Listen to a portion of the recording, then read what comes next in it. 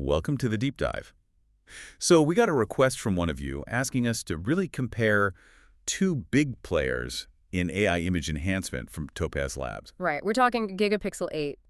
Let's call it Giga 8 and Photo AI 3, or just Photo AI. Exactly. And our mission today, we want to cut through the marketing hype and figure out which one actually makes sense for your wallet and workflow. Okay, so at the core, both of these tools are about AI upscaling. Basically, using artificial intelligence to make small images bigger. Right, like zooming in, but without that horrible, blocky, blurry mess you usually get. Precisely. But here's the first key difference. Giga 8 is really built as the specialist tool, just for enlarging. Photo AI, on the other hand, is pitched as the all-in-one, All in one meeting. meaning it tackles noise reduction, sharpening, and upscaling, kind of bundles them together. Okay, let's dig into that, especially the quality, because this is where I found things, well, a bit surprising. And how so? Well, if you start with a really good photo, something clean, high quality, the output from Giga 8 and Photo AI, it looks almost identical. That's a really critical point. If your starting image is pristine, you'd be hard-pressed to see much difference. So it immediately makes you ask, like you said, if the results are the same on good images, why have Giga 8 separately? Exactly. And I think the answer comes down to what happens when the image isn't perfect, which, let's be honest, is often the case. Right. Old scans, noisy phone pics. Precisely. And that's where Photo AI really shines, according to the sources. It's designed to clean up the noise, the blur, while it's upscaling. It does both at once. Ah, okay, so it's like a rescue operation. Yeah, you could say that. Giga 8, because it's just focused on enlarging, tends to struggle more with those poor quality inputs. It often just makes the noise and blur bigger along with the image. It enlarges the problems. Very much, yeah. So Photo AI sounds more convenient then, especially with that autopilot mode we read about. It just figures out noise, sharpening, upscaling for you. That's the idea. It's meant to be very set it and forget it. You drop the image in, it analyzes, suggests fixes, you hit go, minimizes clicks. Okay, convenience factor noted. But what about control?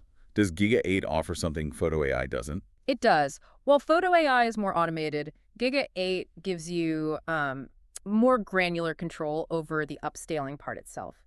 It has 5 distinct AI models. 5 models? Like what? They're tailored for different things. So maybe one for portraits, one for landscapes or architecture, another for, say, graphics or text. You get to choose which AI engine does the enlarging. So more specialized control there. But I remember reading those extra models, especially the ones for like really old photo recovery or creative stuff. They can be quite slow. Oh, definitely. That's the trade-off. Those specialized models in Giga 8, they work, but they demand a lot of processing power and can take a while. They're not quick. Right. So let's talk overall speed and then cost. Is one faster generally? It's nuanced. For just a simple upscale, Giga 8 might be a fraction faster sometimes. But, and this is a big but, Photo AI saves you time overall in the workflow because it does the noise reduction, sharpening, and upscaling potentially in one go.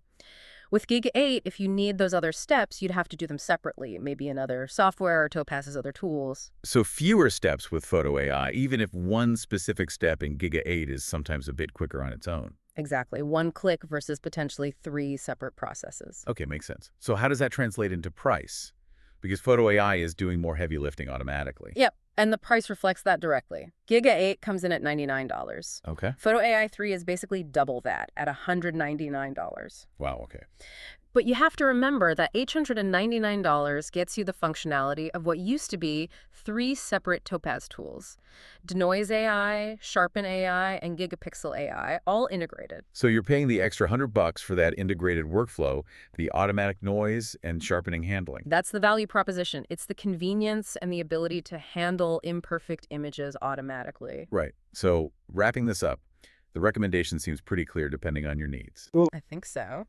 If you need that all-in-one solution, especially if you often work with less than perfect photos and you value the automated cleanup and convenience, Photo AI 3 seems like the way to go, despite the higher price. Agreed. It tackles the most common problems people face: noise, blur, small size, all at once. But if you only ever need to upscale already high-quality images and you really want to save that $100, then Giga 8 could still do the job for just that specific task. You just lose the cleanup and some flexibility. That sums it up well. For most users, Photo AI probably offers better overall value, tackling a wider range of real-world scenarios. Which brings us to a final thought for you, the listener, to sort of chew on. Yeah, this is interesting. Since Photo AI handles the most common issues automatically, and its upscaling on good images matches the specialized Giga 8, Uh-huh. it makes you wonder about the future. Is there still a big market for these highly specialized, sometimes slower tools like the extra models in Giga 8? Or are we seeing a trend where users will almost always prefer